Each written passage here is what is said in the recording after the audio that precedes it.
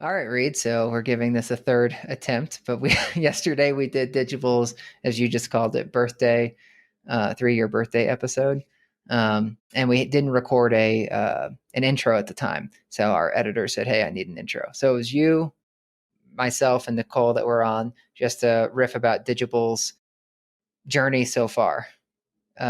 I'll let you give a little bit of a recap since I just forgot to start recording on the last recap we just did. Well, you asked us, I think, what stood out, what were we expecting, what was really the inspiration or impetus for us to go through with it in the first place. And as we reflect back, you also asked about lessons that we learned or that we might pay forward, like with somebody else if they were in our same shoes. And you did bring up rightfully, like, that a lot of folks are in this position, the entrepreneurship, where they're considering or learning maybe some of the skills they need to become an entrepreneur. But what else they might want to know before they take that step forward. And then, yeah, we usually in these, I guess, types of podcasts get to bold predictions and what we expect out of the next few years. So you did play mostly the role of moderator, but we were able to get some answers out of you. So I thought it was valuable. I thought it was good. It was definitely raw though, as usual. Yeah, raw, transparent. We dropped some nuggets that folks may be not used to hearing about, like what our monthly payroll is or whatever, which folks may find interesting or not. So we didn't keep it too surface level. We dove down in some, but we certainly haven't had a podcast before where we just covered our journey. And I know you probably want to have another podcast at some point that gets more into I know when you write the book, you want to call it clutch. So I'm sure at some point in the future, you'll want to do a podcast more about the clutch episodes. But we did touch a little bit on some of the friction about starting the company and what we may or may not have done differently. But I'd say it's an interesting podcast if you're interested in the Digible story. So like new hires will probably find this interesting. I don't know if any of the audience will, unless they're thinking about starting a company and they want to just hear what it's been like, from 0 to 3 years. Yeah. Well, I think the biggest highlight of the whole episode was probably Aunt Nancy. Yeah. Great Aunt Nancy. Well, we do bring in family members a little bit and how they've experienced our journey. So I think that might mean not just our employees, but some of their extended family or direct family would be curious to hear as well. But hopefully none of our employees are planning on doing this in the next few months. Yeah. We need them. Yeah. We need them here right now. Yeah. Nicole just talks about her great Aunt Nancy, who's 94 years old in the nursing home, and how she describes what Nicole does for a living. And I there's more to that story, Reid. She held back a little bit. I think it's hilarious. And yeah, I feel like we might need to call Aunt Nancy in. Yeah, I was going to say, we might need a follow-up. My favorite part of that, I guess, anecdote was that she was so happy to hear that Nicole had learned how to type. And her boss knows. Oh, right. And her boss knows. That's right. Yeah. Yeah, I think I've seen Nicole typing a few times. Yeah. Well, if you have an interest in hearing a little bit of the backstory, listen on. Otherwise, wait for when Reid decides to do a podcast on the clutch moments that we've hit along the way. All right.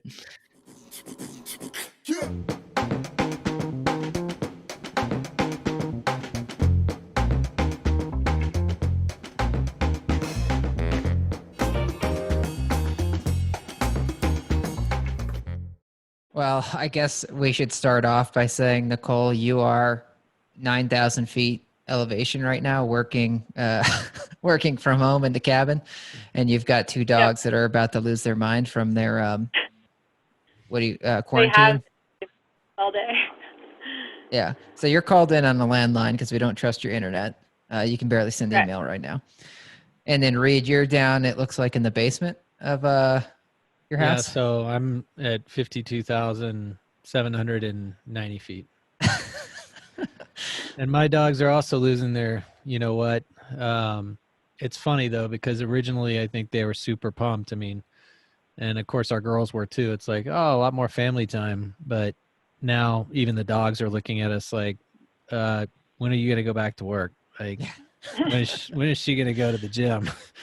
They're, it's, yeah, chaos here. I never asked that. So Miranda, does she do you guys hit it together in your gym garage or No, garage gym? our workouts are so different. I can't keep up with her, and she couldn't possibly keep up with me, and neither of us want to. I mean, I am not flexible, and all that crazy P90X and like Fierce 45 shit, like it's just not my bag. So every now and then I guess I'm trying to avoid all these like crass, I don't want to sound like a sailor or something, but anyways, I try to step up every now and then and do one of those classes, but it never works, never sticks. And she definitely does not want to be sitting there like doing deadlifts and bench press with me. Yeah. Yeah. Well, Nicole, like last night was doing, what were you doing? Like a power workout on Peloton or something? The house was shaking. On strength section, yeah. Yeah, I was still doing work in the office and the floors were vibrating, and I was like, okay, she's doing something intense right now. I think it was some kettlebell stuff. Well, Miranda like rotates through different parts of the house to get her workout because of all the crap she's juggling right now.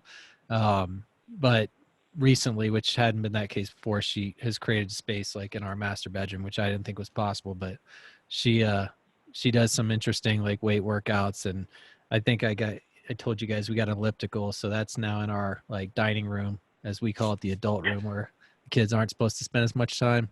Yeah. Then we have the treadmill that all three of us bought in the garage, which she's tested out. Then there's the bike there. Well, all I'm saying is you never know where she's going to pop up and doing some type of exercise. Yeah.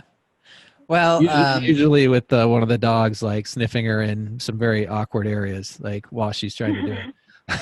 Oh, tell me about it. You can't do a workout in our house without the dogs getting involved. Time I like get up mat when he thinks it's playtime. Like, I don't know what about the yoga mat. It's like she like doesn't know it. So she's like, oh, this is a new toy. And so she like will be jumping in between the yoga mat as I'm like trying to do my workout. And it's just like, it's kind of hilarious. I have to laugh at it because if not, it's just frustrating. But she thinks it's like playtime. Yeah. Well, this is kind of fun though, because we're in the middle of quarantine. And it was 3 years and 2 days ago that we started the company, and we didn't even have Zoom back then, Reid. I remember we were using like Google Hangouts, and we were using your favorite coffee shop that is no longer in Littleton, Spur Coffee. And it wasn't long that before we had to actually get an office space, because I know Nicole was going bat crazy, and so were you. Yeah. I don't remember when we got on the Zoom train. I don't feel like when we were with Adam that we were really using it that much. I mean, part of it is, of course, we didn't have a ton of clients at the time and not a lot of employees, so it didn't make sense. But do you guys remember when we turned that corner? Because I feel like we are so embedded, and everybody is now, but even before coronavirus, we were living on Zoom, it felt like. Yeah, I know. Feel like it's because I was using Join Me for a while because we didn't have Zoom, and then David started testing Zoom, and then I moved over just recently because I had that year-long subscription to Join Me. So I feel like Zoom, in terms of the whole company rollout, has been within the last year. Yeah, totally. That's right. Yeah. Yeah, I was a Join Me fan for a while, and then I just kept getting frustrated by their lack of video options, or not good video option. And so went to Zoom. And I remember, Reid, I was having you test other things like High Five and Cisco. And I remember I brought on High Five. I was so like pleased that it was going to be great. And you were like, this is crap. I can't see you. And I was up in the mountains, so it just couldn't accept our bandwidth. Yeah, I was your guinea pig for a little while, like on all those video conferencing. I think where I turned the corner personally was when you brought what was it, Eddie the Owl? What the hell is the name of the owl? Ollie. Ollie, yeah. That was, I don't know if it was totally based on Zoom, but anyways, I just thought it was a slick integration, so that's what sold me. Totally. Well, so 3 years ago, I feel like we got to start at the beginning. So first off, Nicole, maybe I don't know that I've talked to you about this, or I can't remember talking to you about this, but do you remember when Reid and I first came to you and asked that we should start a company, and this kind of ties to a question I had later on, but did you ever think you'd be starting a company? Well, that's a really two-part question there. So yes, of course, I remember when you guys came to me about it. And at the time, no, I never thought about starting my own company or what that could look like. So when we first had that conversation, that was kind of my first, I guess, entry into even like conceptualizing it. Well, tell us how the heck you reacted, because you're usually one that will sit and just like nod, or maybe not even nod, just stare blank face at us and then go away for a weekend before you have a reaction. So I can't. I remember being super excited, but I think I had a similar thing, like, okay, I definitely need to digest all of this and process it. Of course, Lucy is starting to go off. But it was at the City Trend. What was the name of that city restaurant? Reid, I the one that with the nachos that I always got, but yeah, it was like on 13th Street. It was some kind of sports bar that we had been to maybe a handful of times. We went back there like a year or two later, but that was where you guys first had approached me about that. Yeah. Well, I can vouch for, I guess, your recollection of your reaction, Nicole, because Lyra, who was sitting next to you, was just like, hell yeah, like I thought she was going to run through a wall, like right after we told her. And you did give me the look, the classic Nicole look. And I was like, okay, I guess I'll find out tomorrow, whether this is sitting well or not, whether that marinated well with her. And you did actually, I think you called me or emailed me, and you may have even came in my office and said, hey, just wanted you to know that I thought about it. I'm legitimately excited. I was like, okay. Yeah, I remember being super excited and flattered, like honored that you guys, thought of me when you were going through this. And I don't remember like really outwardly showing that. And then I remember getting home and processing, being like, oh my God, this would be so cool. Like I totally think we could do this. So I remember being super excited about it. And that was in October. Yeah, that Wow. sounds right. Yeah, that's earlier than I thought, because it seems like it was just like a week later that we were doing the thing. So, Nicole, I'll do one more on between October and April really flew by. Yeah, I'll do one more on you. But when you were thinking about it, what did you imagine? Like, you'd never thought about running a company before. Reid and I had talked about many hours about it. So yeah, what were you picturing, or what made you excited? How did you think it was going to go down? I think what made me excited was just the freedom to create our own thing and kind of do what we wanted. I really was excited at the point. I mean, a lot of this, when I'm thinking back about my feelings about it, was also knowing that I did not want to be in a corporate environment, so it's hard not to bring some of that up, but really just saying, okay, like if we could start our own thing, what would that look like? So just really opening up the realm of possibilities. But I don't think at the time, like in October, I really could like conceptualize what that would like, visualize what that would look like. I don't think I kind of got that far, but I was just really like optimistic and hopeful about that potential. Cool. Well, Reid, I feel like you were the one that was more of the, I'll say, dreamer for a while. So when I definitely haven't talked to you about this before, because I never asked you to like, hey, paint the picture for me. What would this look like? Instead, when we were talking about it, it's like, oh, could we do this? Could we generate enough revenue? What's the pro forma look like? But had you envisioned in your head, like you and I hadn't even talked about having an office space before we actually, took off and started doing it. So did you have like dreams about how you thought the place would look or whatever? None whatsoever. I had not gotten that far. I was fully focused on the exit, how that was going to go down, which obviously you guys know too well, and it completely like was a train wreck. But that's where all my energy was. And, I, as speaking openly, as we said we would, like, I did not expect, for it to be in April. I was worrying around more the end of the year or the beginning of, I guess, what would that have been? 18. Is that right? Yeah. Yeah. So I hadn't gotten that far. I mean, the closest I got to, I mean, certainly it was a startup, so I can't say I had zero experience, even though I usually just point to you as the guy with the background out of the three of us. But I did know somewhat what I was getting into when I worked at Texas Driver Magazine. There was just like 5 or 6 of us, and I was, the sales guy. And I remember working from home. I remember seeing some of the stress, if not a lot, on the owner's face, just trying to raise capital, raise interest, raise awareness. But I did think it was really cool. I remember, as I reflected back, thinking, this would be awesome to have complete control of our own destiny. And so that part, was fueling obviously the whole discussion and the whole thought for me. But as far as like what an office would look like, what kind of name were you going to have? I mean, we really had nothing. And that's the part that's ironic, right? Is because we got like roasted for acting like we had developed a 10-year business plan and had, everything already figured out. And the truth is we had almost nothing figured out.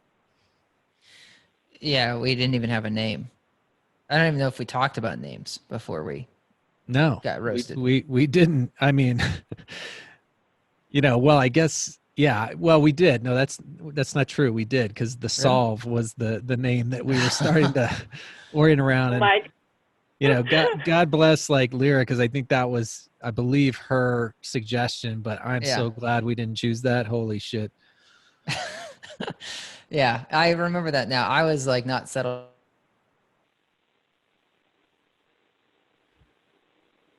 You're frozen, buddy. I wasn't sure if it was my Wi-Fi or his.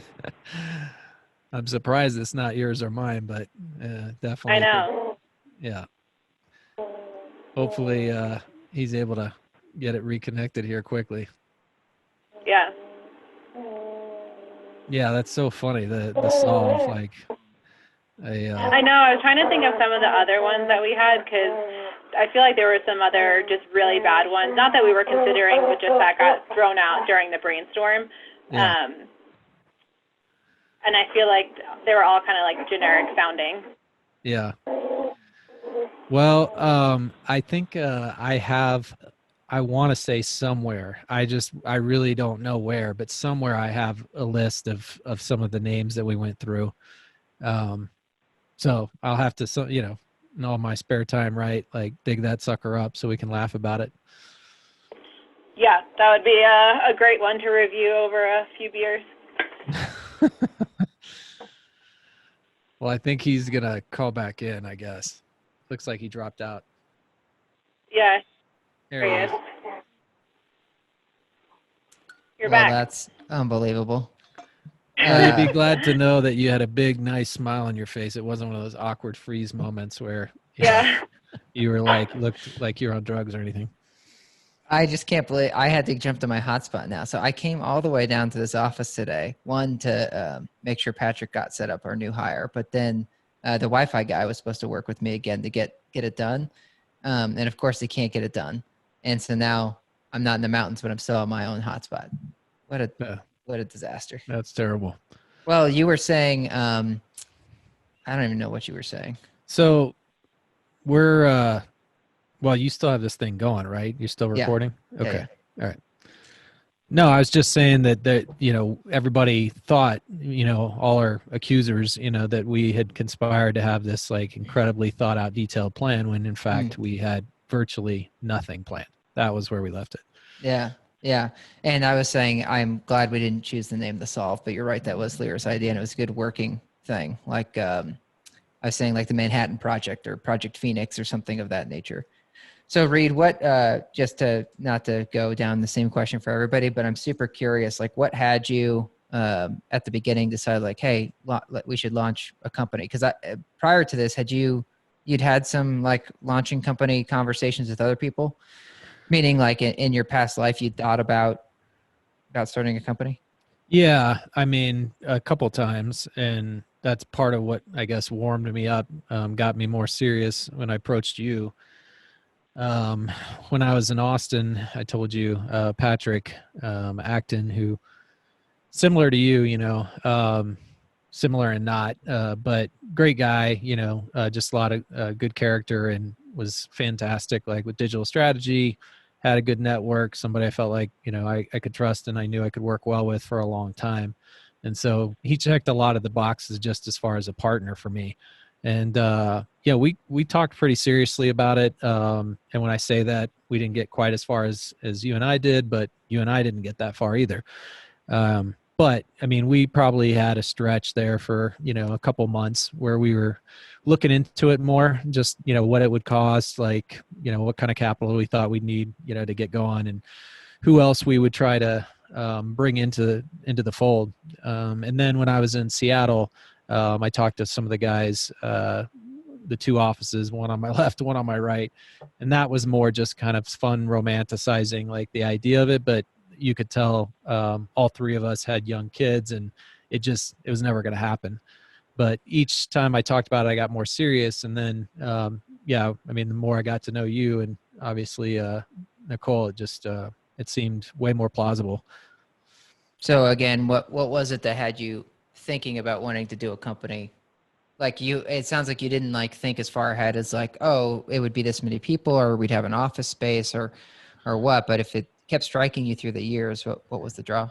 Yeah, well, you do know this or had heard this, but one of my, I guess, motivating factors throughout my career was to try to get more and more control, and not in, I don't think, some weird controlling like dictator or dictatorial, whatever. But so that there was less roadblocks. That was my biggest driver in continuing to climb the ladder. Is I was like, well, if I'm at a manager level, I've got 6 different layers between me and the final decision, and then you just keep going. And so I did, and it was mostly working that way. I mean, when I was at the Post, obviously there was just one person really between me and the final decision, although Mac started having to run my ideas up the ladder himself to see what we could support and what we couldn't. But that was probably the biggest driving factor in wanting to start a company is and I don't want to sound selfish, but I just, for me, I had a lot of ideas, and I just felt like I was never going to get to see those through. And even Miranda was getting tired of sitting on the couch, hearing me go manic about something else like every 6 months. And she was like, it's never going to happen if you don't do your own thing. And so that was the biggest reason for me wanting to start a company. Yeah, and now that you've been for 3 years the CEO, what is it what you thought it would be? Yeah.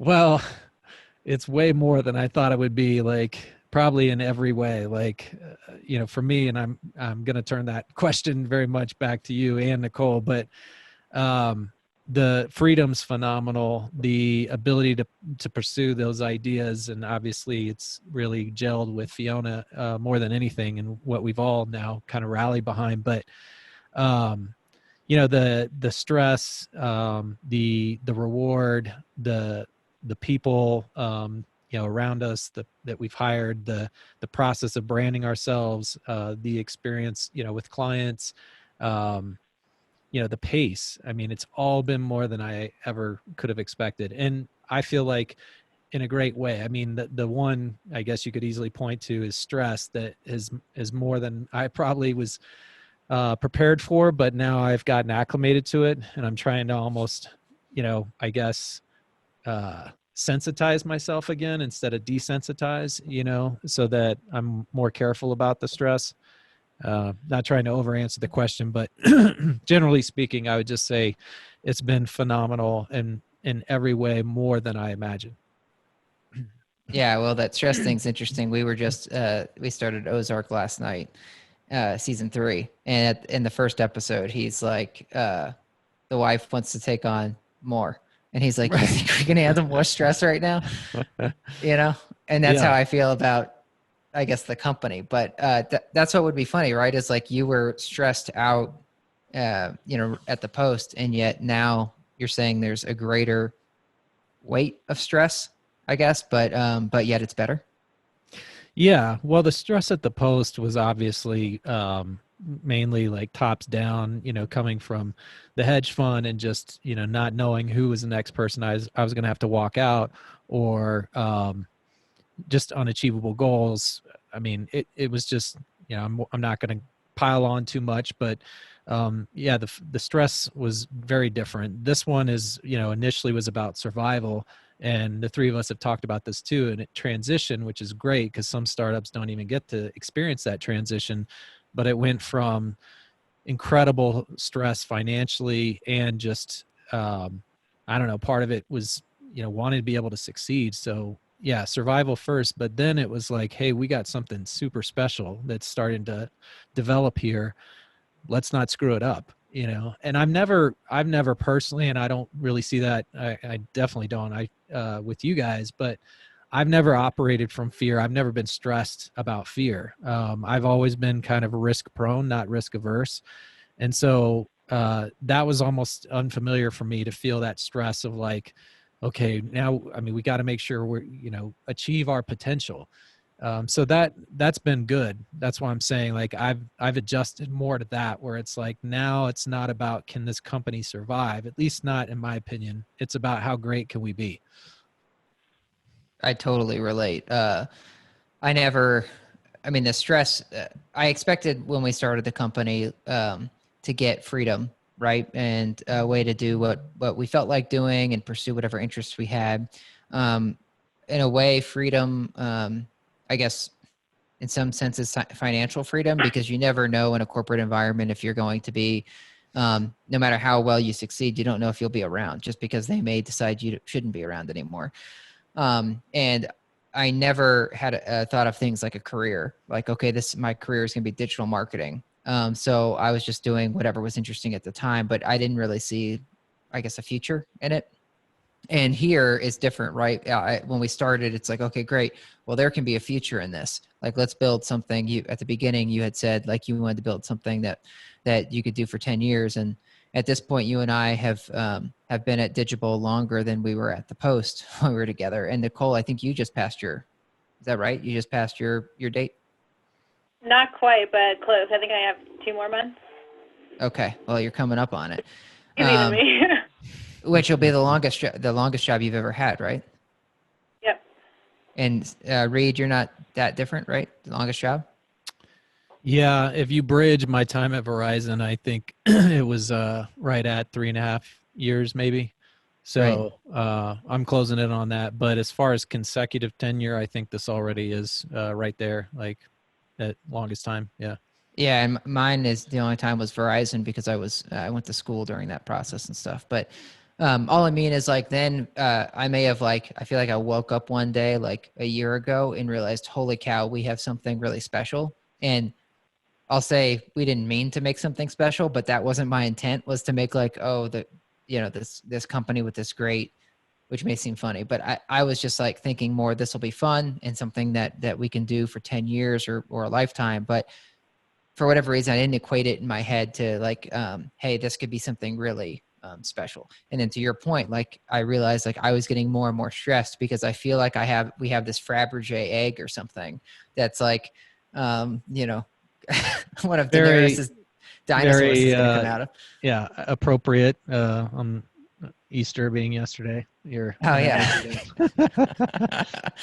But then that's just stressed me out because now it feels like you have something to lose, right? Because it's like we're not just surviving. It's like now we only can let people down, and that's what's caused the stress. I feel very similarly. I think the stress changed very often, and still is. Like, I think early on, again, it was about survival, and then it changed to more about like hiring and the team and like getting the right people in with us. And now I feel like it's more about like, how do we put our foundation in place and structure so that we can scale? So like with EOS and like getting all of our operating systems like kind of nailed down, that seems like a different level of stress. So it is constantly evolving, and it almost, in some respects, feels like it builds on each other. So it's not like, getting less, it's actually increasing. But to your point, Reid, we're all kind of like adapting to it. Yeah, and I know you remember, David, because I showed it to you every other day, was the pro forma when we first were putting down like projections and stuff.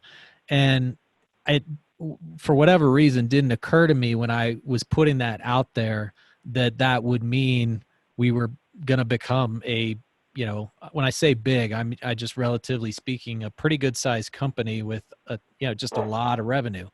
And I just never stopped. It just never hit me where it's like, wow, in order to achieve that, like I had no clue what we were going to go through to get to that point.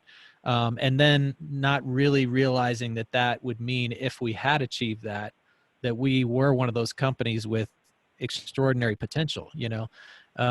None of that, you know, for me, it was just, hey, like, here's what the modeling looks like, you know, and I obsessed with that stuff, but that the part of like what the outcome of that would be just wasn't really dawning on me. And now when we look at that pro forma and we look at the next 3 years, it hits me hard. Like, you know, as far as, and not in a bad way, but just, you know, what kind of the scale, the scope, like the layers, the specialty positions, the expansion of our services, the expansion of our geographic footprint, the evolution of our technology. I mean, all that starts really popping off of that pro forma now, and not because of the expense, but just all the names and like just the, you know, diversification.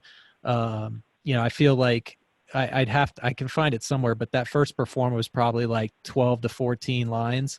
Yeah. And now I have to do what, you know, funny enough, Michael Henry, you know, would do when we at the Post. He had to collapse like 1,000 lines to get it down to, you know, a manageable page one. But we're now kind of in our own, you know, situation like that. It's crazy. Well, yeah, to stick on that for a second, we were just, well, with coronavirus hitting and everything, everyone's always looking at how they're going to manage through. And so far, we've been lucky that we haven't been as impacted as many other industries. But as you were just talking about this morning, our payroll is over $200,000 a month. And when we started the company, we had no payroll. The three of us didn't take a salary for, well, you and I didn't take a salary until 5-6 months ago. But besides that, like we didn't even pay people for the first, well, we didn't have anybody to pay for the first, 5 months or something, 4 months. Yeah. I was like, Nicole, let me dig in my couch a little more and see what I can come up with for next week. Hopefully that'll keep your lights on. Yeah. So, Nicole, I'll go back to you for a second, but when you were excited about the company at the start, where did you think we'd be in 3 years, or had you even put any mind to it? 3 years specifically, I don't know when he really wants to be a part of this conversation. I don't know that I could have, I don't think I said like, okay, here's where we're going to be in 3 years. I think at that point when we first started, again, it was a lot about just like survival and trying to get through the next few months. He really does want to be in. Reid and I are laughing if you're in the audio only version of this, is because Winnie is basically piggybacking. Nicole has her paw up on Nicole and basically looks like she's using the mic half the time. She keeps giving me this that she wants me to throw, and it's really gross.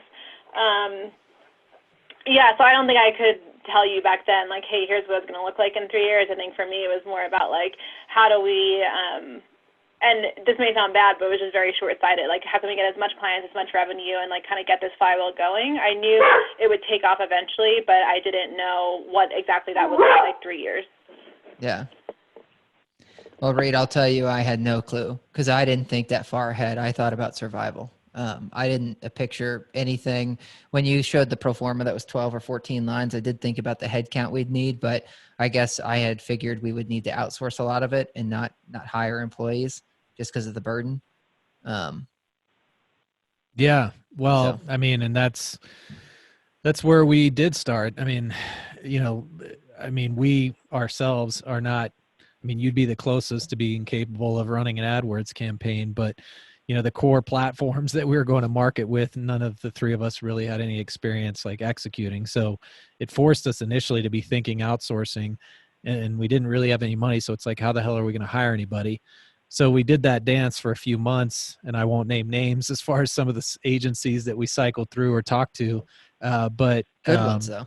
Yeah. I mean, I don't mean it that way, but I'm so glad. And obviously, our first attempt at a hire did not play out as we had hoped. If But our you second recall, hire did. yeah, our second hire did. The look on Nicole's face when we met you after you brought that candidate or whatever first hire down at Union Station was priceless. I will never forget that look on your face. So this shows you where we were at. So like we were going through the lawsuit that we got hit with. We had not settled yet. We didn't have an office space. We were using Reid's coffee shop as an office, meaning the one that he likes, Spur, that was in Littleton at the time, which is hard to get a table at. And then we hired someone that was remote in Utah. And we're like, great, well, let's fly them in to give them the full experience. She had never asked about anything about the lawsuit, although that's all you could find about Digible at the time or any of our names online. But took the job, came in. You and I were coming from somewhere else together. And Nicole went to go pick up the employee from the airport and then met us at Union.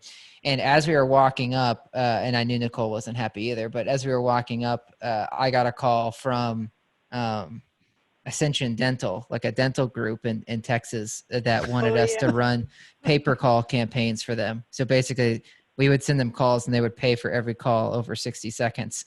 But this is how like unsure we were, I guess, of our path forward, is that we were like, sure, we'll sell some apartments, but guess what? We'll also do paper call for dental offices like across the nation.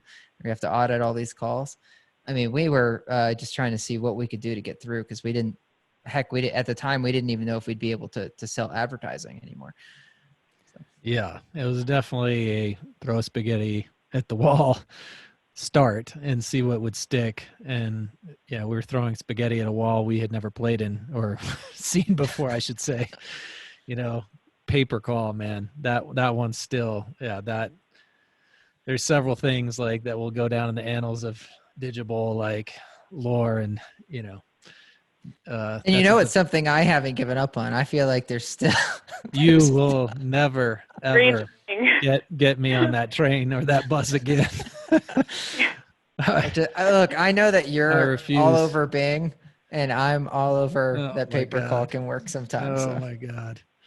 I backed off Bing. I conceded. I'll just tell you, I want to back you up when you bring Bing back up again, though, because I believe there's something there. There'll be a day when they get rid of all their bot traffic. Yeah.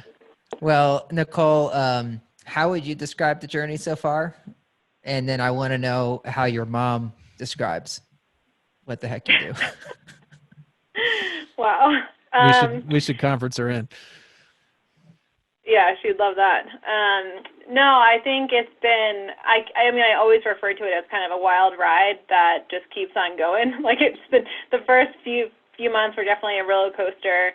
It still feels a little bit like that at certain times, just with everything we have going on. So it's definitely been like a high growth learning experience. I think you really don't know what you don't know until you're in it. So I think it's really about kind of adapting to the situation that you're in. Like, I think one of your questions that you'll get to is just advice for other entrepreneurs that maybe are just starting out. And I feel like we've just done a really good job of just rolling with it. So it does feel like kind of we're on this crazy journey together that we're just trying to figure out one step at a time.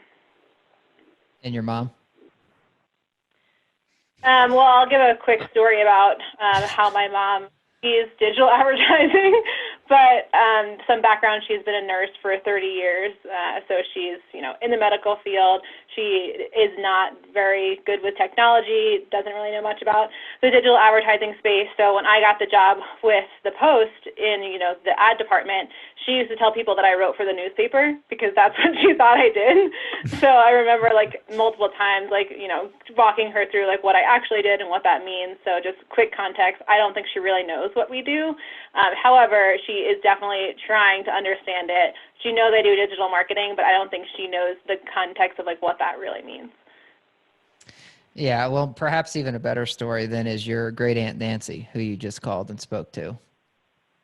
Yeah, I mean, that's a great one, but she is 94 and nursing home. And I just talked to her on her birthday and was telling her just a little bit about the company. And she was like, oh, so you know how to type? I was like, yeah, I know how to type. She goes, well, that's great. Does your boss know that you know how to type? Because that's, a really great skill. So obviously she's, a little out of it, but she was very supportive and happy for us. So I love the fact that she asked, like, does your boss know you know how to type?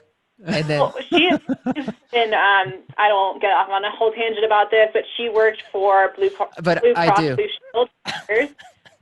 And she hid the fact that she knew how to type because it was such a coveted skill that it would take her away from like what she actually wanted to do.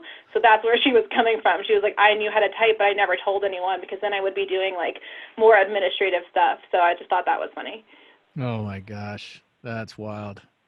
Yeah. Well, now that I know you know how to type, Nicole, I will be giving you another raise shortly. I'm going to use that for my power here. Your market value just keeps getting higher and higher. Oh, new LinkedIn skills. Well, Reid, I feel like your family actually has a pretty good idea what the heck you do. Yeah, they do. I guess lucky that way. I think, it's just easier to talk to them about it. My sister, had founded, I think, 2 companies, but definitely at least one, and sold it off. And, she was highly in tune with just the digital publishing world. And so as part of that, she started to get more involved in the marketing side of things as the founder and president of that company.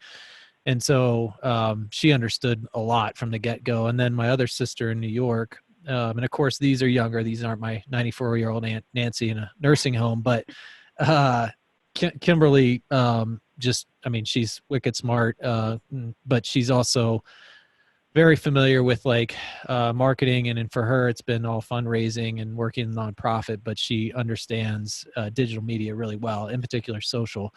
And then my parents are just so vested, as soon as I got into this line of work, like this career, they just really engaged. We're leaning in from the beginning. And so, their understanding of what I was doing 10, 15 years ago versus now, very different. But that's been nice, that they've kept up. Obviously, my dad's not with us anymore, and that was one of the hardest things in starting this, not to take a different route or a hard right turn, but that was definitely hard for me. Having him be our biggest cheerleader, just wish he was able to see us get this far. But, he was always asking, he knew the clients, he'd be like, what's the latest on Graystar? And, any updates on, that new property management company. And he was talking about RKW. So there were some things that he got to see and hear, and it was just fun. And now my mom does a good job of trying to continue that. She gets caught up.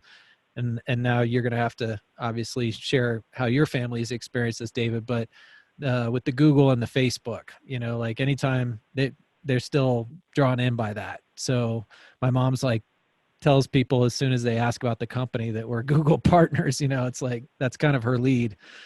But then she gets to Fiona and some of the other stuff. So anyways, yeah, it's been pretty easy, all things considering. You guys were with me when we were talking to my aunt and uncle in Houston, and obviously they're pretty capable of keeping up, in particular Reggie. Yeah. Well, it's funny, like, as you hint at, like, in 3 years, we've had so much happen in our lives, right? From like Nicole and I were barely together to where now we're married, right? And you unfortunately lost your dad. But we've been through so much in 3 years. Those are just a couple things. My parents, lawsuit to boot. in the lawsuit. I'm just like, first time I've been in court. Yeah, I very much not trying to intercept like your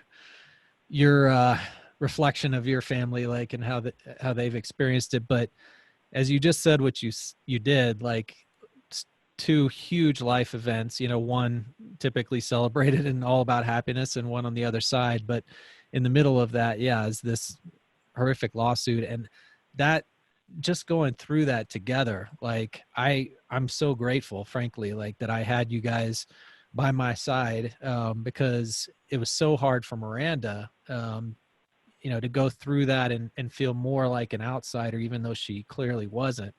But the 3 of us were, in lockstep the whole way through those experiences. And so, yeah, it just blows me away that in 3 years we went through what we did. Well, what was crazy about it was your dad was like married to his work nearly, right? Like for what, 40 years, 50 years? 40, yeah. Yeah. And he was on call constantly because of the type of work he did. But then I think it's his retirement party is when we found out about the lawsuit. And so you were going down there to, yeah, to deal with that. I got I got an email from a reporter at the Post while I was on the plane to go down to that retirement party. And he said, you've been sued, you know, or you gotten sued by the Denver Post. Any comment? That was all he sent me. And I was up in the air, and I just was like, what? I mean, I didn't even know how to react to that. And then by the time I feel like I had landed, they had published the story. Obviously, we talked about that, but they were in such a hurry to get that up on the website and start their smear campaign. So yeah, it was insane. I didn't mean to break up the flow. No. Well, I was, my parents aren't that interesting. I mean, my parents are like, we've had a strained relationship for a while, but they haven't, I don't even think they knew I did marketing before we started this. But they certainly have tried to take quite a bit of an interest since. And we've all seen the photo that Nicole took when I was like in the log cabin, like using the projector to show them Fiona as I'm like using my arms, like, oh, and this is the donut. Yeah. And now my mom just thinks that Fiona solves everything. She'll call and she'll be like, so does Fiona know about like how much snow you're going to get on Tuesday? It's like, oh, no. She's like, well, Fiona should really think about this because that might affect foot traffic. Okay. Yeah, I can't remember what she said to me when she came in town, and I think we ate at that Costa Vida, which, you know, RIP, right? One of our favorite Mexican joints that got hit by like some drunk driver or something. Yeah. And never reopened. But yeah, she said something like that. I'm trying to think right now, but it was so like, I don't want to say off, but she was taking a huge leap as far as where we were going to go with Fiona. I was like, time out. This thing's, you know, a marketing recommendation for this industry. And yeah, I'm frustrated because it really tickled me when she said it. I was like, okay, that's big thinking. Yeah. No shortage of ideas there. Remember when I first showed her the pictures of this new office space that one day hopefully we'll move into.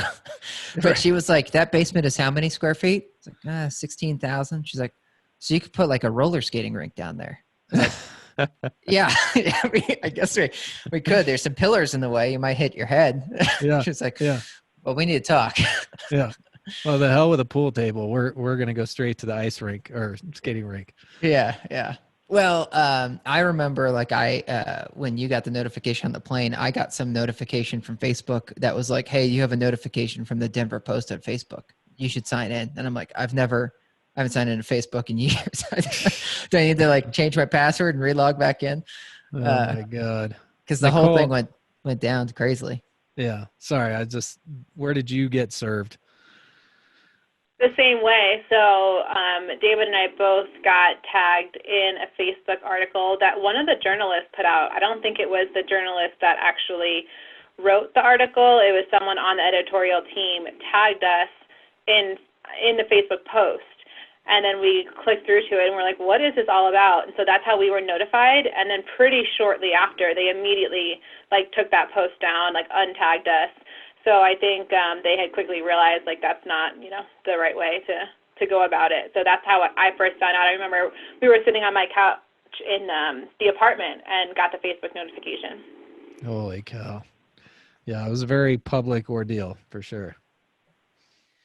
Well, we made it through in 4 months or so, but this will lead me to the next question. So what advice, Reid, would you give other entrepreneurs or perhaps intrapreneurs? So I think the three of us had a lot of intrapreneurial tendencies to ourselves. So working for another company where you're trying to, make entrepreneurship things happen, but underneath that bigger brand. So what advice would you give them, at another company?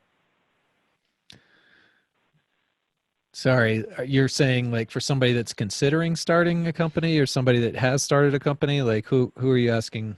Yeah, who's considering? So when I'm saying entrepreneurs, because many folks are kind of like yourself, where they'll think about it for 10, 15 years, but you get to a certain point in your career where it's like let's say basically most people will start a company if they're in their early 20s. Then there's like a gap where it's like, okay, if I don't start it then, if I don't, sure as heck don't start by 30, I'm going to wait till I'm 40.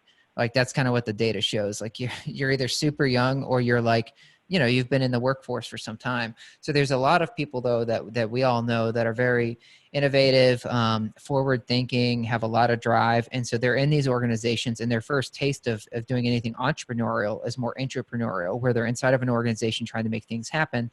And then oftentimes these folks will either get disenchanted, like I can't make anything happen. And then they just kind of get like, I'll go kick rocks or whatever. Or they'll say like, you know what, instead of kicking rocks, I'm going to get the heck out of here and try to do this thing that I've been trying to get done.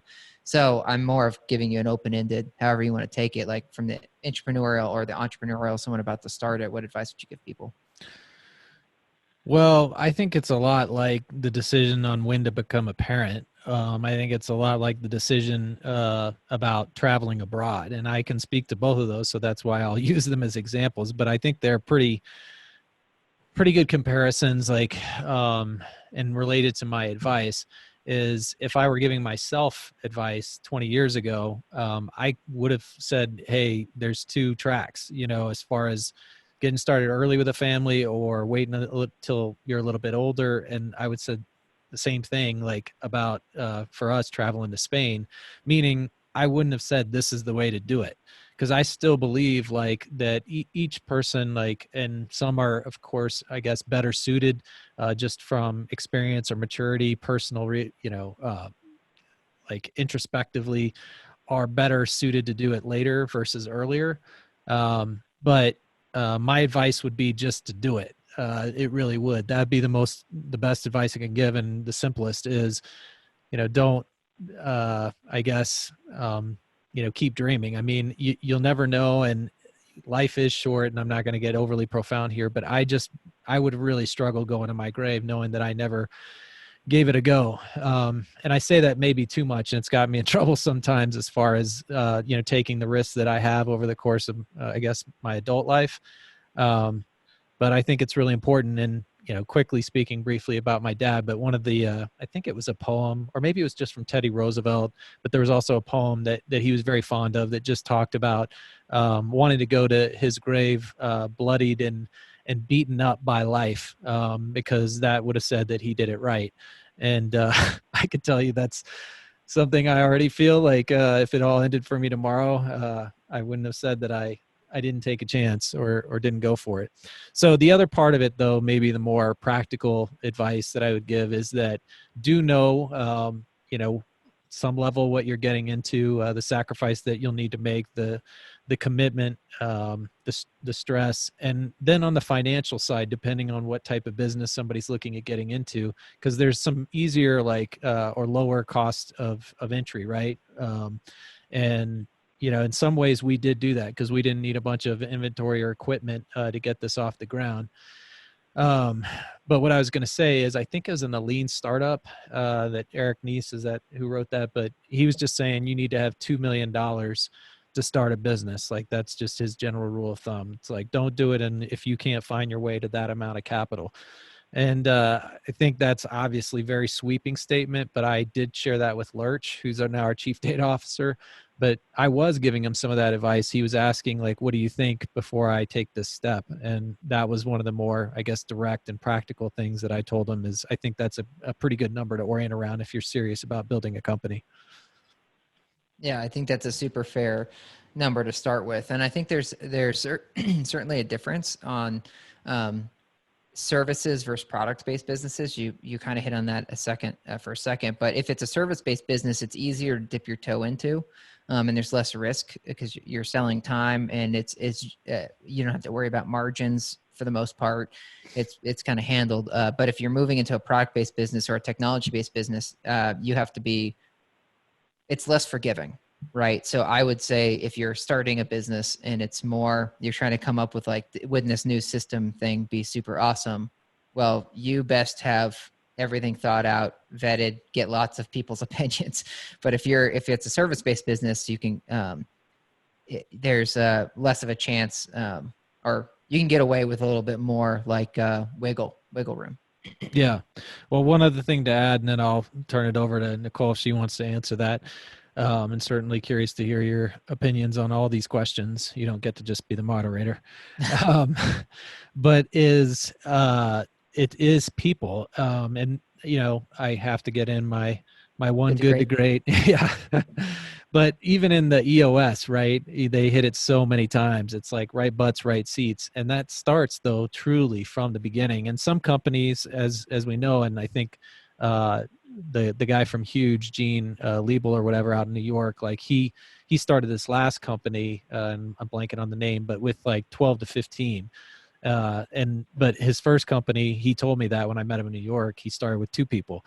And so, but in both cases, he was like, you have to have either the right partner or partners, or you have to have the right kind of, 10 to 15, whatever that number is. But that was what gave me the most confidence, even though you and I, frankly, and Nicole, all 3 of us were still forming our relationships together. I had spent probably equal time at that point with both of you guys. But I remember David Urban, who did our articles of incorporation and stuff, when we first signed the paperwork, he definitely, because his sister, he had that experience with his sister and it hadn't gone that well. But he was like, you guys just got married, funny enough, right, Nicole?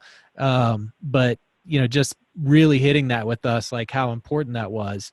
And so, yeah, I mean, you have to have somebody that aligns with your core values. We say that sounds trite, but it's so true. And then also can contribute heavily, right, to vision. And that just worked out really well for me and you. And then obviously the more that Nicole came in on the whole thing, it just really came together. So that would be my other enormous advice: is you got to pick the right person. Or people. Yeah, I feel like I'm midway through Good to Great, and they do hit the same thing as EOS hits, where right butts, right seats. But it's funny, like now more than ever, in a way, am I starting to believe that I'll say the founding team or the leadership matters.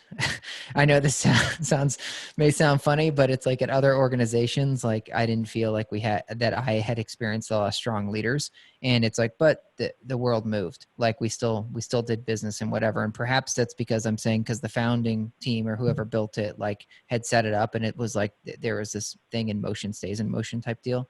But when we started this company, I didn't think, I remember you and I thinking like, oh shoot, if we can get Nicole and if we can get Lyra, like this will be great. We have everything filled out. And of course, Lyra didn't join us on this, but meaning on this journey, but Nicole did. And I've thought like, heck, if we didn't have Nicole or we didn't have you, then this wouldn't have happened, right? Like we needed all 3 of us to really give this a shot. And so now it's clicking for me now.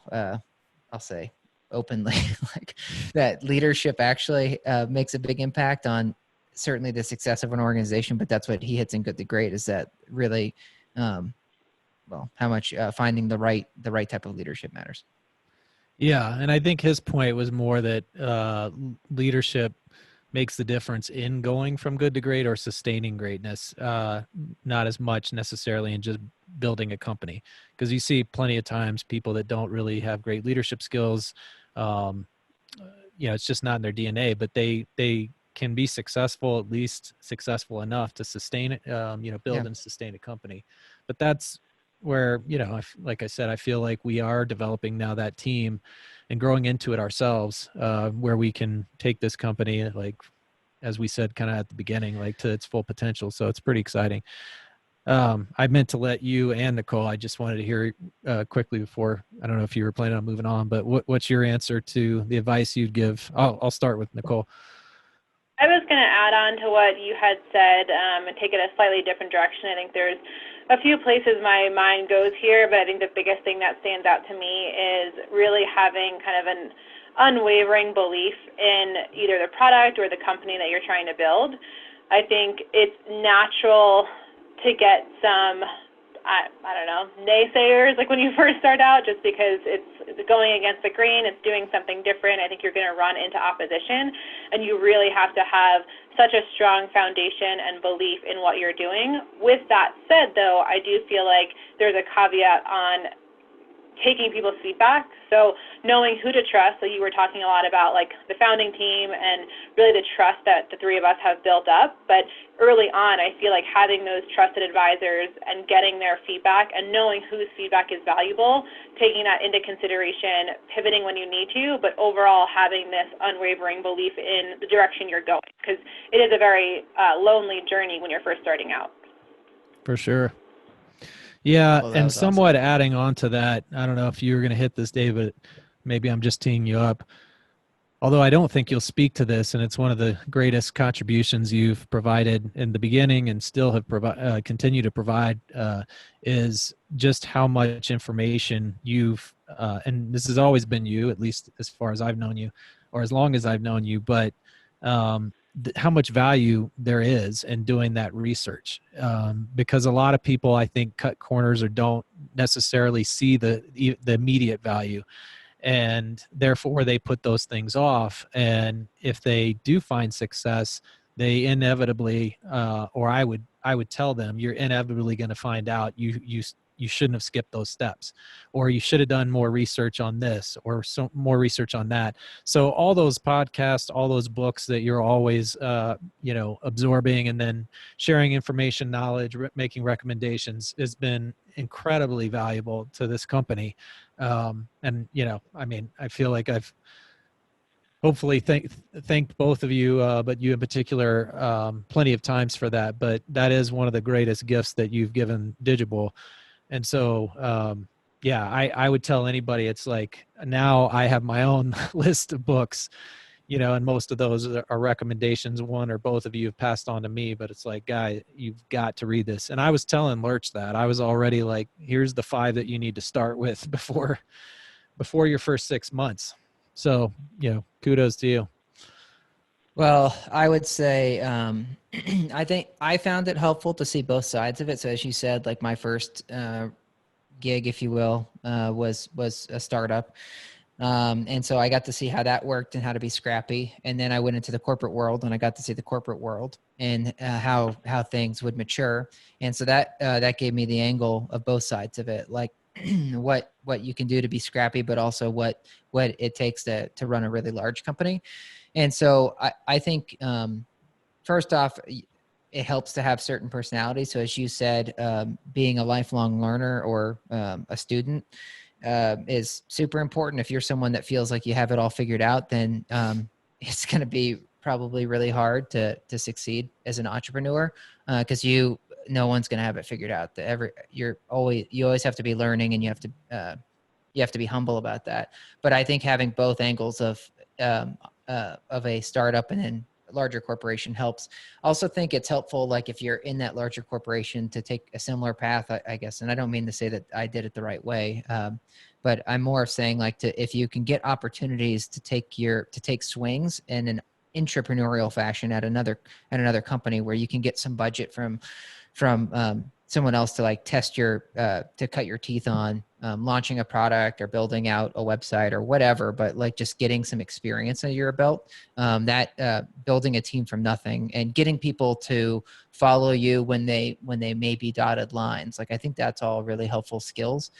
And then back to kind of what you said, Reid, like you definitely need to understand the commitment that you're making. So if you launch a company, this is not, I mean, at least from the folks I know, this is not a 9-to-5 thing. I mean, this is like 7 days a week for 2 years, and you're not really taking time off. I'm sure there's ways to do it, and people have probably done it, doing 35 hours a week. But at least from my network, it's a full-time gig, and really 2 years is, if you're lucky. It's really like 4 years is probably like is what you should be aiming for.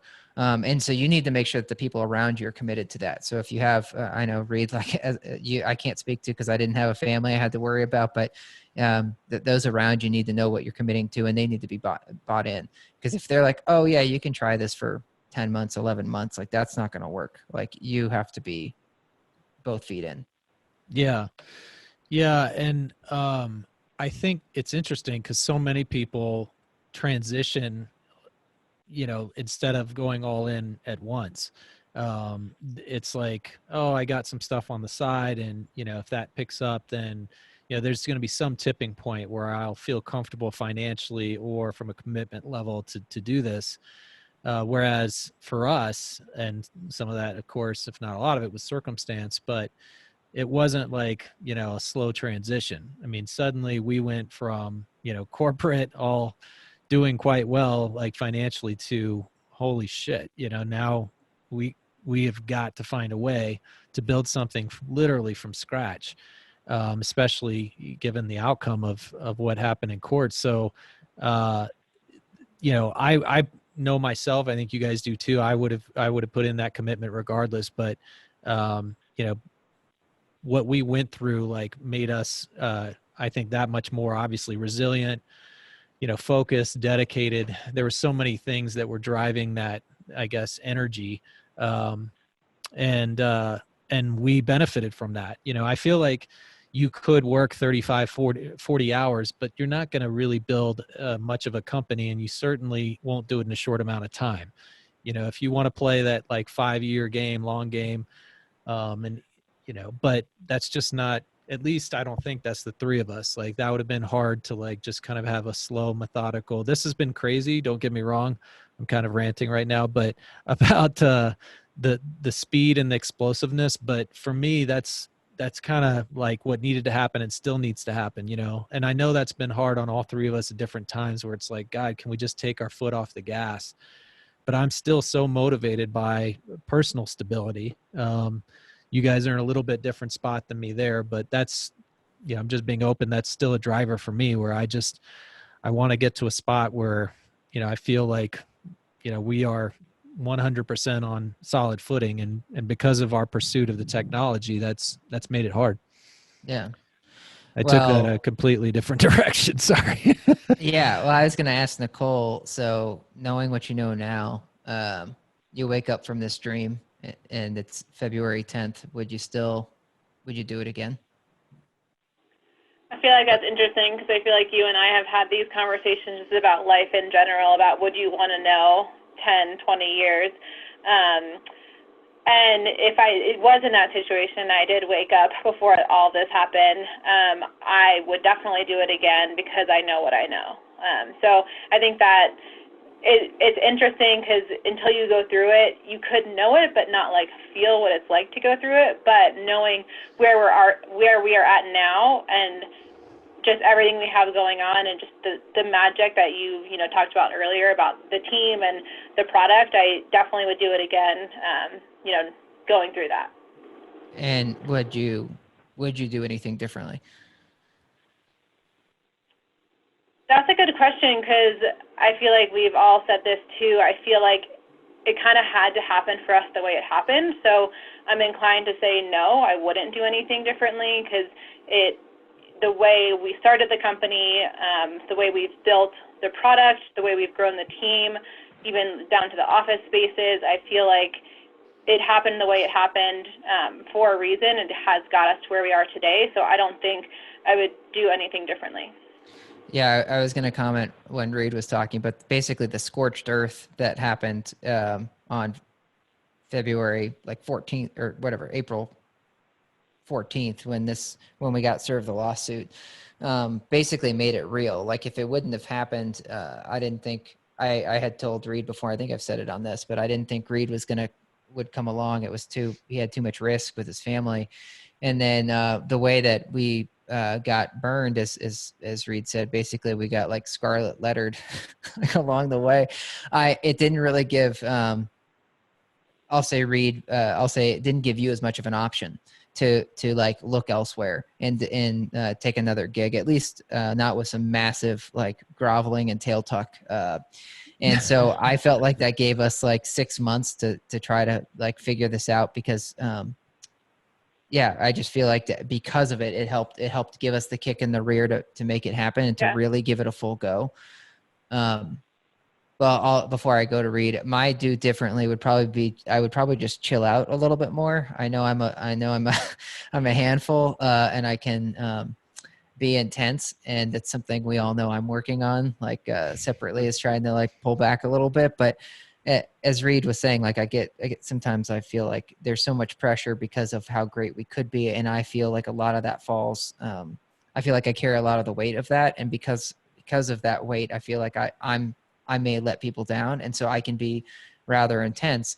And so I guess my different would be like I'd go back to myself and say like just chill out, man. Like you can just enjoy it. Like you can have fun along the way. It doesn't have to be so serious. And that was the other thing I didn't get to earlier. But I say like be serious about if you start a venture, but don't be too serious. So like take it seriously, open a bank account, do the incorporation documents, like do all that stuff seriously, but then make sure that you laugh every day or smile, like, you know, that like, gosh, you got to wake up and go try to do your own thing and make your mark on this world.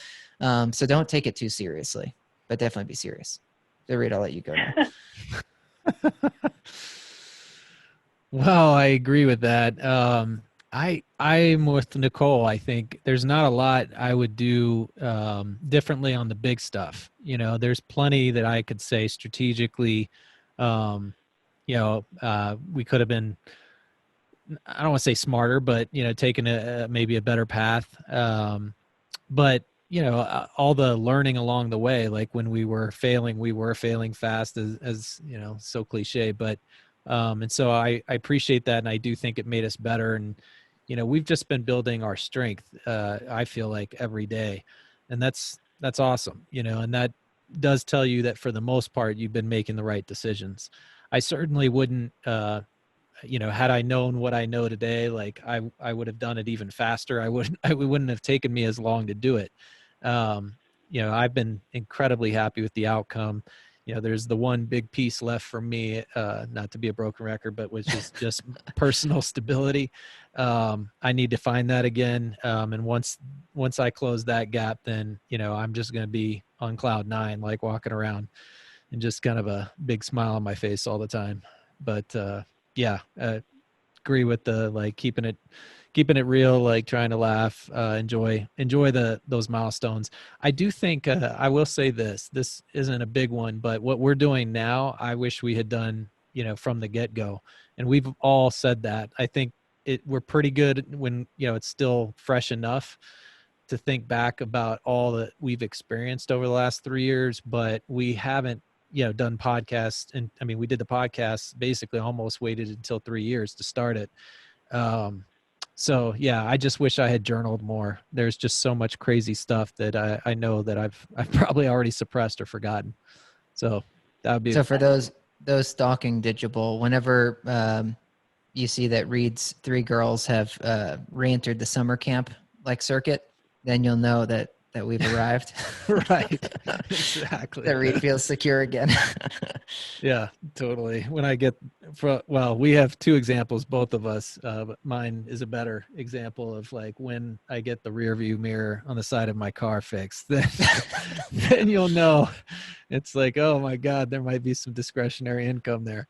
Yeah. Well, so that first employee that worked out, the second employee hired was Adam Walters, our director of paid media. But he, I remember we were in the first real, I'll say, dedicated office space we had, and we were going to lunch one day, and he looked at the windshield of my Jeep that's been cracked now since we started the company from some rocks that have hit it, and it's not good. I mean, it looks like I basically hit a deer or something. But he was like, "So are you gonna get this fixed?" And I looked over at him. I was like, "Dude, you know it's like $400 to get the windshield changed? Like that's not in the budget anytime soon." Totally. Mine's $800. And I was just like, zero chance. Cause I inevitably think like, okay, $800 here or $800 like 10,000 other places, you know, and yeah. It just, I can't ever justify it. It's almost like one of those terrible like issues that we have on, you know, traction that never gets the attention. Yeah. Yeah. So, but anyways, all right. Well, what's next? Yeah, well, I was just going to ask, so it's 3 years and we keep saying, and we've said startup for the longest time, but I'm like ready to move past the word startup. But you guys all saw my question here, but are we a real, in air quotes, company yet? Like, have we hit that mark? sure, I believe we're a real company, but I don't know if we're losing the startup tag. So I feel like this is a huge debate in the startup world on when you actually are no longer a startup. I remember when I joined She Knows, I was the 70th employee. They had been around for 10 years, and we still called it a startup. And so that was my experience. I think there's many other experiences that is like, once you're year 3, year 5, you're kind of out of that startup vein. I think they're now just like getting out of that. They're now like She Media. They have a ton of different, they've expanded a ton. So that is kind of gone for them. But yeah, I feel like there's just so many different examples. There's no really hard and fast rule. So it's kind of going to be cool for us to like determine what we feel is that like demarcation. Well, I think as long as Nicole is doing invoicing and I'm doing Wordsmith and you're doing like Zapier connections or whatever, I think we're still a startup. But no, I in all seriousness, I do think we're now, I mean, whether it's crawl, walk, run, or you want to talk in terms of baby, toddler, adolescence, like we're definitely like moving our way out of there into this awkward, I'll call it pubescent, stage of the company. But it's fun. It's just, it's different. I mean, there's definitely there are people to delegate to. There's way more clients. So I think when I think startup, I see it as, I still associate a lot with vulnerability. And obviously I think all three of us were paranoid about that as I was the one like thinking about how to like manipulate LinkedIn so that it appeared we had more people than we did. But at this stage, I don't feel that. I don't feel a ton of vulnerability as far as the company. And I don't feel the need to, put fake LinkedIn profiles up. So yeah. I think we're moving pretty quickly out of that startup category. I remember, at the beginning, and it was the three of us, and we were worried, particularly you, Reid, you were like, if you go to some client and they're like, so how many employees you have? Like that was going to like stop us from being able to get hired.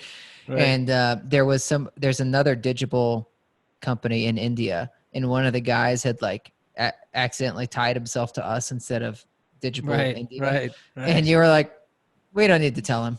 We can leave this here. Yeah.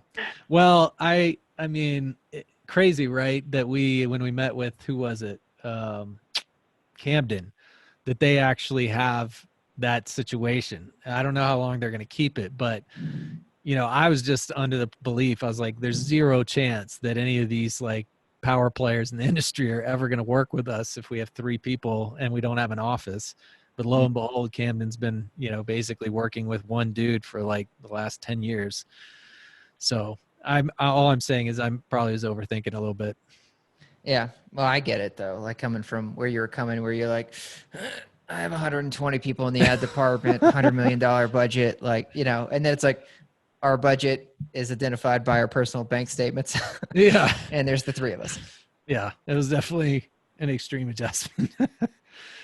Well, I think the real company is funny because until this office space that we haven't gotten to actually like move the company into yet, but until my extended network saw pictures of the space, I don't know what they thought I was doing for 2.5 years, but it was when they saw the picture, they were like, oh my God, you guys are like a real company. And it's like, yeah, what do you think I've been posing for like 2.5 years? You think I'm, working my tail off? And it's just funny, like how it's to other people, it's the number of employees and it's the office space you have. And that's how they think you're real or how serious you are. It doesn't matter anything else it doesn't seem anyways, at least to me, that anything else really hits them. Well, the website does. That's another part. And that's where we won some points. It was one of the, at least for me, I guess, and you contribute a lot to that too. I don't know how much Nicole was looking over your shoulder as we were getting that thing together, but that gave an image, even though we all knew that it was still very light, not a whole lot behind it. But, through, I guess, the copy, the written word, it was like, oh, well, there's something there, But all I'm saying is that is still a work in progress for me. It's still a spot where I'm like, this doesn't look like we've fully arrived. I mean, we've taken, some nice steps forward, but all I'm saying is similar to an office. I feel like a lot of people judge you on your website. And that was another area that I was super paranoid when we first started. I was like, this can't look like, freaking amateur, like WordPress. Well, that's what was the funny thing. I think one of the fun facts is like we hired a developer we knew for the website when we launched. We're like, oh crap, you got to get this live in like 2 days. And so they had taken and built a website and we're like, cool, we're live. And come to find out they had just copy and pasted a website we had built for the post. And so it had all of the copy basically from the post. And so then that's what became a big thing in trial was like, you stole this, all the whatever, you guys are trying to do the same thing. And that's what's so funny now. Cause I was like, nobody has found our website except for you folks from the post. And we, we obviously weren't as concerned with it to like even proofread the whole darn thing because it ended up being a copy paste job and it got us hosed. And then now, as you're saying, like, I'm still not completely satisfied, even though we just redid it like 6 months ago with our current website. Yeah, it's something that we can grow into, and that was the mission there of the 6 months ago. But bringing it back to that first website, either they thought we were that stupid or that we were that sinister, and I think they thought we were obviously that sinister. But it's like, do you really believe we would have deliberately ripped off the language and ran with that? Like, there's so much about that where I think. Well, the judge did not. The problem was we were just that sloppy. That's how much not thought out we had. Like, hey, judge, we just got a name yesterday. That's right. Give us some slack here. We don't have the copy yet. Totally. And we're on a payment plan for that. that URL. I still can't believe we got that URL. It's unbelievable. I know. One of the funnest facts was you came up with the name, you called me, and I was like, oh, it's only $2,500. This is unbelievable. And so like put it on my credit card like right away. We didn't have the business bank account yet. So just put it on that was definitely on the credit card. But I can't believe for a 5-letter domain, that's pretty crazy. Or 6-letter domain, I guess. Yeah. All right. Well, I'm getting hangry again, and I know my girls always are looking around at 6 o'clock to wonder whether I'm eating dinner with them. So how are we going to wrap this up? Well, I just want to know 2 things from both of you. One was what from here on, what are you hoping to get out of the company? And then if you have any bold predictions for the next, put whatever time frame on, 3 years, 2 years, 5 years, whatever. Nicole, you go first. I feel like I might have to think about this. Bold predictions. Yeah, I might take a rain check on that. So come back to me. Well, you're up, Reid. All right. What am I looking to get out of it? I don't know if closure is the right word, but I think it's close to it on Fiona.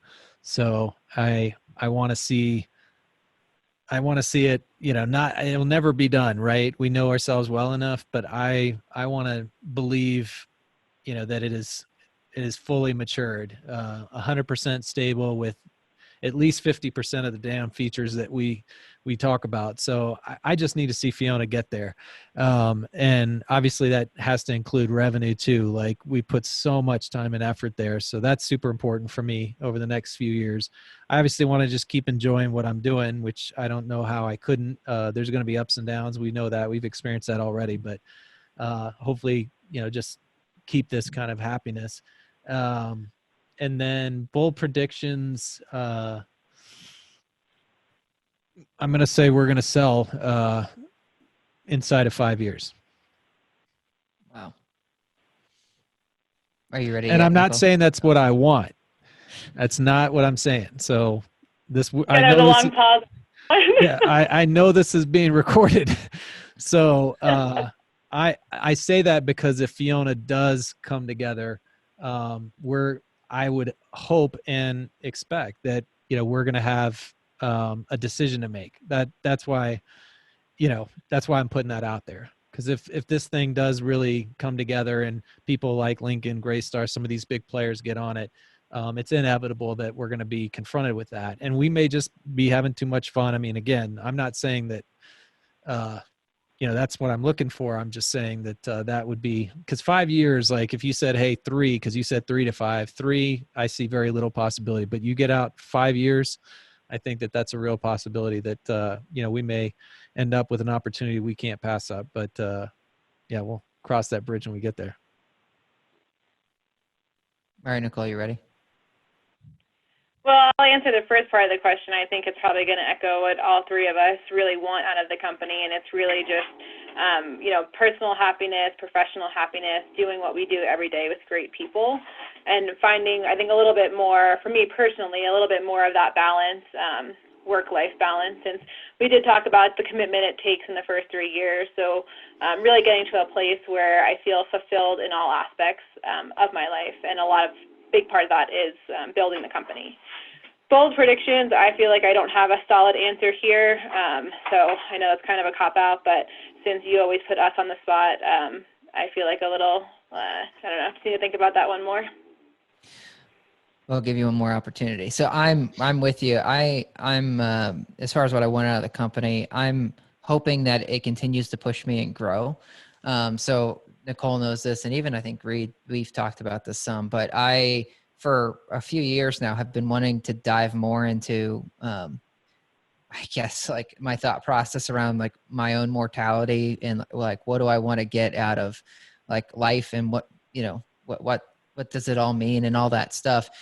And when I was treading water at other jobs and companies before, I didn't have to put as much thought into that, because I guess I was just like doing the day-to-day motions and like kind of doing some stuff that was interesting. But now that there's all of these folks that depend on us, and really we're the one charting the course, now I feel more it's letting me and requiring me to reflect more on that type of stuff. Like what do we really want to build for the company? What do we want the legacy to be? At what point do we or do we not want to exit? Like, is this something that we can do for 10 years or a lifetime? And so that's what I want out of the company, is more of that, is to do more thought process there, get really comfortable with myself and who I am and what it all means. And then as far as bold predictions, I thought you might go there, Reid. So my bold prediction was actually going to be that we don't sell in 5 years. And I say this because I don't know how much, because we haven't been doing the podcast the whole time, but we've already been confronted a number of times with folks coming at us, and we've I'll say dodged the bullet. Like we've been really I've been really happy that we've been able to maintain and just keep the one small investor that we have.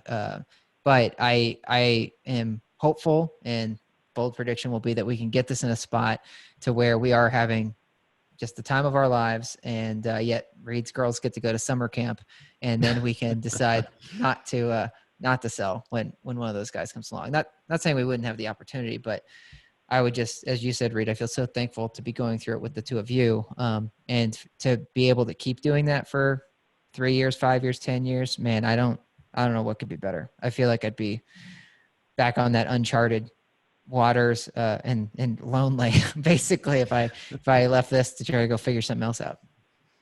Yeah, no, I think about that too. I mean, something would have to be next, and that's what's hard to imagine when we have something so big and I don't know, fulfilling, that there would be a better, I guess, next step. You always bring up, like, you only have one, whatever, great idea or however you put it. And it's not meaning that this all boils down to one idea, but you know what I'm saying? Like, how could we expect it to be any more fulfilling, any better, whatever that next step might be? For me, though, I'll get a little bit back to Nicole's like balance. I want to start writing, again, like writing what I want to write. But I feel like there is the potential of connecting that to the company and the industry. You guys already know some of those ideas that I floated by you. But that would make a big difference for me, truly, as far as longevity. Because if there was a reason for me to cash out, so to speak, speaking personally, it would be to pursue like music and writing and reading. And I get a good amount of reading done, but it's all right now focused on the business.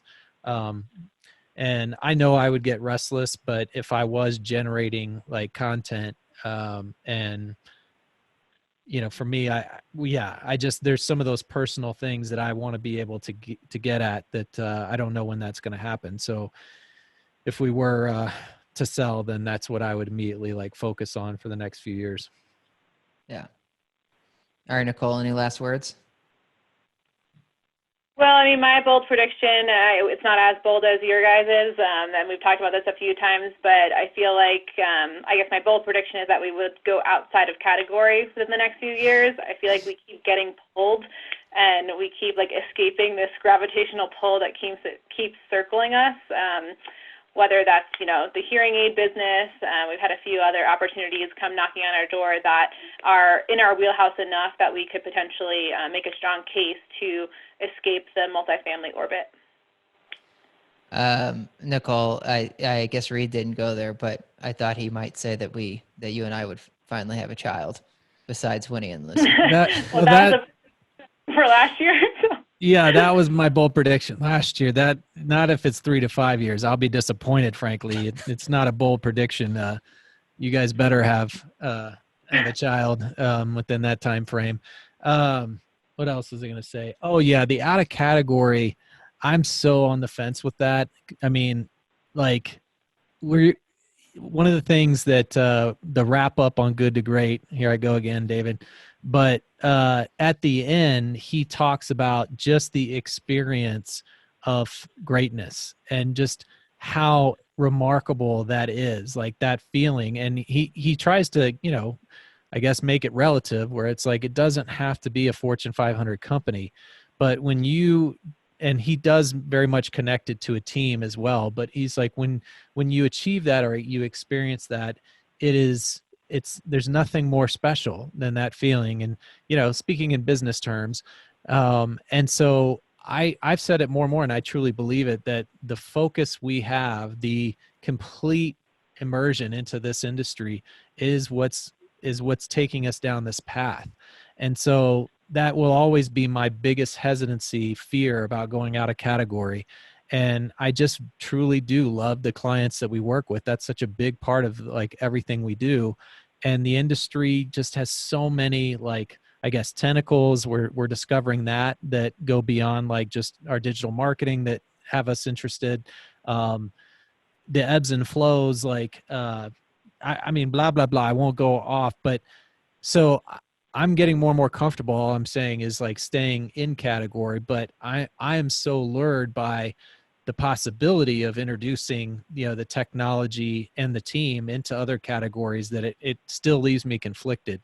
But that last chapter, or I guess his epilogue, is what made me think, man, we should just stay in the category for the next 10 years, because we will create the greatest company this freaking industry's ever seen. I mean, that really is the feeling I have, is nobody can believe what heights we can take this to if we stay in the category. And that's pretty fun to think about, to pursue. And tune in next week when Reid talks about going out of category. Right. Yeah. Hey, I'm not saying I'm not interested in it. I'm just telling you. Never. I hear you. I do think we have something special, and there's so much opportunity within this industry. And I think a big thing of why we started Digible, bringing it back around within this space, is because of the clients and the personalities and the great people we get to work with. And I know all three of us have had kind of nightmare experiences in different industries that we've worked in digital, where it's not that fun. So I think that's a great point. It kind of keeps us doing what we're doing. Well said, both of you. I love this space, and I never would have thought. Didn't think I'd get sucked into digital marketing, or let alone apartments, but yet it's been a blast, and the people are just fantastic. Yeah. Well, I guess Reid will, unless you have final thoughts, let's let you get upstairs to eat dinner. Well, just again, I'll never stop saying it, but just a thank you. I think I said thank you this morning, but just to you guys, we did hit on it, but I could not be luckier to have two people by my side doing this together with you guys. Yeah, just special people. So appreciative of the last 3 years and look forward to the next 3. Touche. I agree more. I'm going to tear up on you can't see it, but on the podcast. Yeah, I think three of us had something special, and I said it earlier, but I was honored when you guys first approached me, and now feel like just really thankful to be on this journey with you guys. Yeah, the same, man. Couldn't do this any other way. Well, guys, let's get the heck out of here. Yep. All right. Peace. All right. Catch you later.